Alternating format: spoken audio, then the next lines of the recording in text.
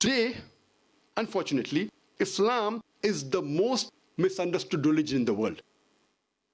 The religion which has the maximum misconception in the world today, it is Islam. And one of the reasons for these misconceptions about this religion, I would say, it is the media.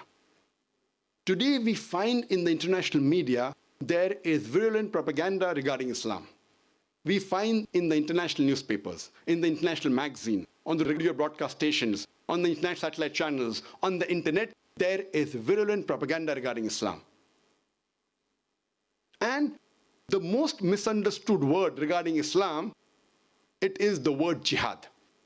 It is not only misunderstood by the Muslims, because of the media, it's also misunderstood by the non-Muslims. Today, most of the people, whether they are Muslims or non-Muslims, they think that any war fought by any Muslim, for any reason, whether it be for personal gain, whether it be for name, whether it be for fame, whether it be for honor, whether it be for land, any war fought by any Muslim is called as jihad. Jihad does not mean any war fought by any Muslim for any reason. Jihad comes from the Arabic word jahada, which means to strive, which means to struggle.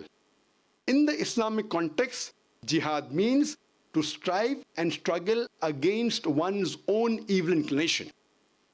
Jihad also means to strive and struggle to make the society better. Jihad also means to strive and struggle against oppression. Jihad also means to strive and struggle in self-defense. So jihad basically means to strive and struggle. For example, if a student is striving and struggling to pass in the examination, in Arabic we'll say he's doing jihad. So jihad basically means to strive and struggle.